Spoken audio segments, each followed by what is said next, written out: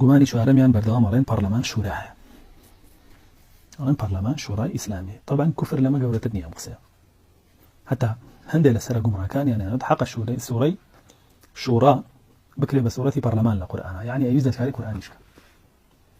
کاما ئیتر کوفر لەوە گەورەتر نییە، بۆ خۆی قورئان دەستکاری بکە باشە بە حرف بە لەفظەکانی بگۆڕە، الشورى سورة الشورى بك بسورة البرلمان باشا دوای بە معناش دەناوەڕۆکیشە کە کوفر لەوە گەورەتر نییە.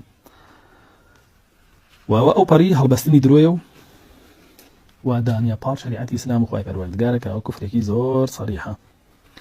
ئەسڵەن پەرلەمانەکان ناتوان بەراورد بکرێن بە دارونەدوای قوڕەیشیش، چونکە بەڕاستی دارونەدوای قوڕەیش تەنها ئەوانە چوونە ناوی کە جوامێری و ئازایەتی و زیرەکی خۆیانیان چەسپانە بوو بۆ میلەتەکەیان. ئەمەیەک. دووەم لەوێ کۆ بوونەوە بۆ پاراستنی قەوارەی خۆیان، هۆزەکانیان، کلتوریان، ئەخلاقیان. سێم لەوێ حەلی کێشە و مەشاکیلەکانی نێوان خۆیانیان نەکرد. باشە سەفیه و نەفام و داهن پیس و خراپەکار و دز و جەردە و پیا و کوژوانە بۆی نەوچێتە ناوی. بەڵام پەرلەمان وەڵاوانە وەڵا خەڵک جاری وایە چێتە ناوی فەڕی بە ئیسلامەوە نییە. باشە فەڕی بە ئیسلامەوە نییە، بەندبێژ. فەڕی بە دین و ئەخلاقەوە نییە، فەڕی بە ئەکادیمیەت و لێزانیەوە نییە، بەندبێژێکە، ڕاقیسەیەکە، باشە موزیعێکە، پێشکەشکاری بەرنامەیەک. ئەوە ناچێتە ناوی جاری وایە.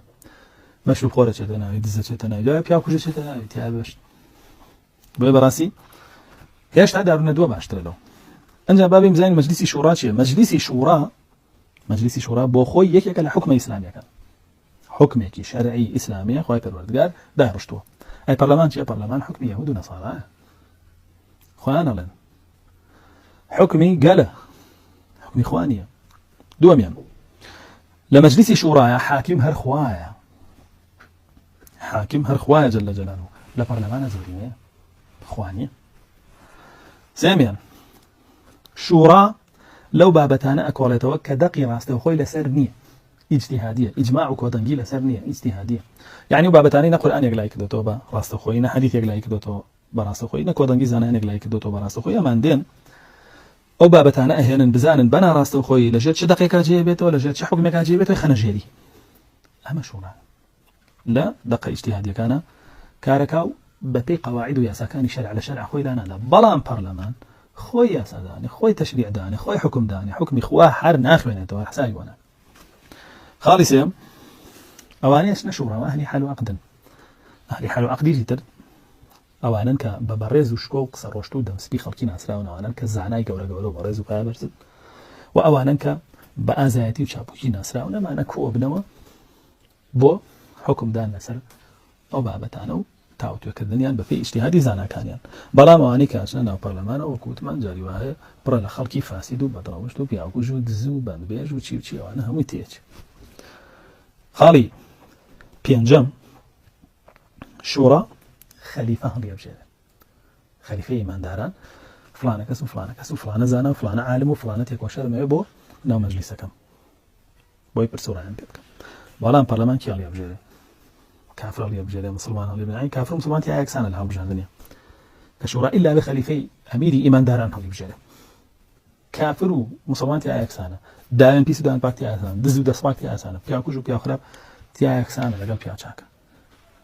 ئەم هەڵبژاردن ناکرێ بۆ هەڵبژاردنە. خاڵی شەشەم شورا لەسەر دوو بنەمایە: عیلم بە قورئان و سنت لەگەڵ چەسپاندنی قورئان و سنتەکە و دادگەری لەسەر زەویە.